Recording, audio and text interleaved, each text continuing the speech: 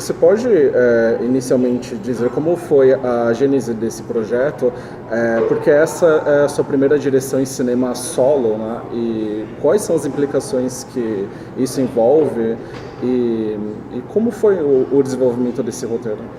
Olha, na verdade, os filmes que eu fiz até agora, tanto o Insolação em 2008, quanto o Severino, e mesmo a série, eu filmei também uma série para a MTV Brasil, eles são muito relacionados com o período que eu estou vivendo na minha vida artística, digamos assim, no teatro, ópera, tudo que eu faço. Uhum.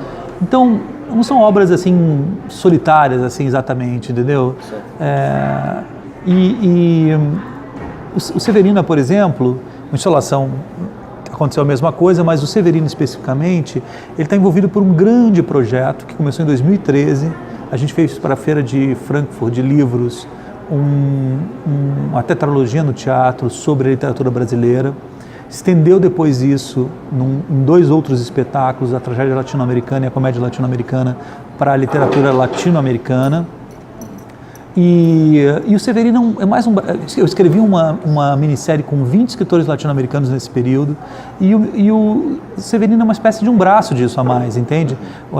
Então esses autores todos que eu escrevi, o Rodrigo Rey Rosa é um deles, esses atores que estão no filme trabalharam comigo de alguma maneira ou outra, ou em peças de teatro, ou em outros projetos.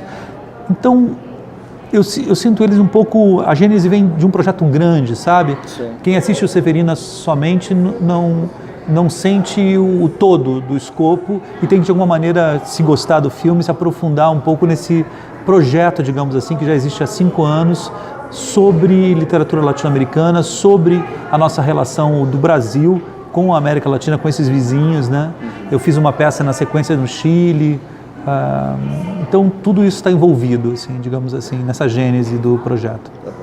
E mesmo com todo esse contato prévio, foi complicado no sentido de você tratar de um filme em que a literatura, a palavra é muito importante, mas você está em um cenário totalmente estrangeiro, lidando com o idioma estrangeiro, com o elenco estrangeiro? Olha, esse idioma estrangeiro, ele é um idioma quase que deve ser quase oficializado. A gente tem um idioma em comum com a América Latina. O Brasil faz parte da América Latina. E a grande desculpa que a gente tem para que o Brasil não se envolva mais com a literatura, com as artes, com a história da América Latina, é a barreira de língua. Mas isso não é exatamente uma verdade, não é uma única desculpa, né?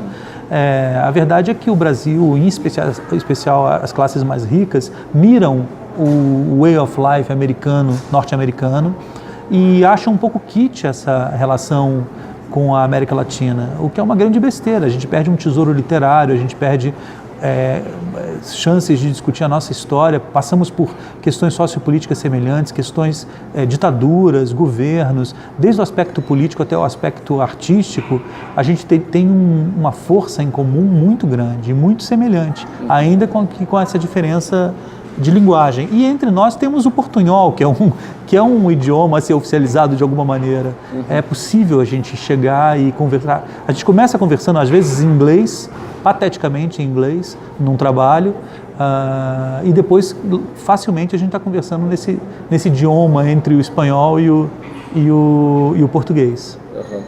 E acho curioso que o seu filme está chegando num momento em que o circuito comercial, que também bate com o Baseado em Fatos Reais do Roman Polanski, e isso me fez pensar em um aspecto muito central também no seu filme, que é sobre o quão solitária é essa vida de um amante da literatura ou daquele que se presta a escrever, né, a sua própria história.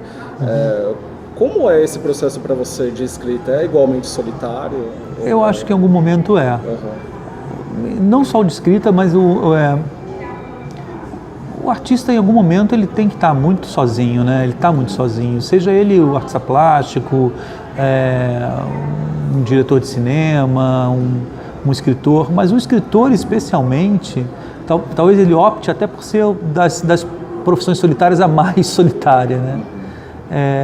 Gosta de se isolar, muitos deles gostam de se isolar de fato, e são visitados por essas musas, né? São visitados por essas figuras, por essas alucinações, por esses mistérios, às vezes levam a sério demais o mistério. É uma espécie de uma esquizofrenia prazerosa, né? Então eu acho que sim, para mim também é. E você falou de musa, e minha próxima questão era sobre a personagem da Carla Quevedo, a protagonista do filme. E eu acho muito curioso como você desenha, no sentido de que às vezes ela até se apresenta de repente como uma femme fatale, uma mulher que está manipulando ali os homens do seu meio, mas que de certa forma não utiliza unicamente do seu poder de sedução. Como foi o processo de criação dessa personagem em particular? Eu acho que começa no livro original do Rodrigo Rei Rosa, que é esse autor, que é uma espécie de autor dos autores, né? O Bolanho amava ele viveu em Tanger com Paul Bowles, com a Jenny Bowles, é um escritor muito respeitado e que me foi apresentado pelo Rodrigo Teixeira, da RT Features, nesse meio desse processo todo de escrever com esses autores latino-americanos. Ele tinha produzido uma coletânea da Max Sweeney, onde constava isso. E logo em seguida eu me envolvi com os ensaios do Bolanho, onde o Bolanho fala do Rodrigo Rei Rosa com um carinho imenso. E o Rodrigo escreveu um livro que a princípio é um livro de vingança, é um livro da separação dele, e ele escreve de alguma maneira para falar sobre uma mulher que rouba na livraria dele, mas rouba na livraria de outras pessoas também, o que poderia ser a princípio um argumento machista, mas que pela genialidade do Rodrigo se transforma na verdade, ele faz com que essa seja a graça do livro, que a figura feminina seja, do eterno feminino, a figura feminina, né, seja a transformadora, a que leva ele a um lugar que ele não imagina, né, para longe do realismo e da verdade, né, e daquele dia a dia cotidiano daquela livraria. Então essa é a grande jogada do Rodrigo, fazer um livro que a princípio seria uma carta de vingança, de um final de almoço, ser uma carta de amor mesmo, obsessivo, que homenageia uma pessoa que transformou a vida dele. E eu acho que esse personagem é criado a partir disso, né? É um personagem feminino, ela fala isso, né? As melhores musas são as musas de carne e osso, mas mal se sabe se é de fato uma musa de carne e osso que está ali, em nenhum momento isso é explicado, e existe uma sensualidade muito grande em relação, não a femme fatale clássica sexual, mas essa relação que você tem com a criação, com o poder de criação, o poder de alcançar o mistério, digamos assim, a partir daquela musa, digamos assim. E para finalizar, Felipe, você dedica esse filme ao Hector Babenco. Ele é um diretor presente, mesmo seu inconsciente, quando você está escrevendo, dirigindo.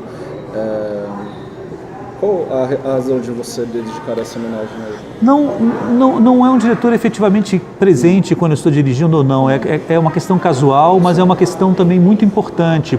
Primeiro porque, de alguma maneira, nesse trabalho especificamente, eu lembrava muito do Babenco. Sim. Segundo, eu tinha uma relação boa com o Babenco, próxima. O Babenco é o melhor contador de histórias que eu conheci na minha vida, assim. Ele senta aqui, começa a contar uma história e ninguém vai falar nada, só vai rir, vai se emocionar. E eu recebi a notícia da morte do Babenco no set, e isso foi muito, me abalou, me deixou triste. Eu lembro que esse dia eu tive que refilmar todas as cenas. Eu não conseguia me concentrar mais. Sim. E a coisa mais difícil para mim era imaginar voltar para São Paulo, por mais que o Babenco fosse argentino, né? Voltar para São Paulo e pensar que eu não ia encontrar mais o Babenco em São Paulo, assim, não sei porquê, parece que é uma parte de São Paulo que morreu um pouquinho, que morreu também com o Babenco. E na última semana ele tentou falar comigo e eu chegava no set depois de 14, 15 horas, tentava retornar, ele já não atendia, a gente ficou nesse jogo de gato e rato e eu não consegui falar com ele, e isso tudo me levou a pensar o quanto o Babenco é importante, foi importante e tem uma relação forte com esse filme. Felipe, muito obrigado. Puxa, obrigado a você.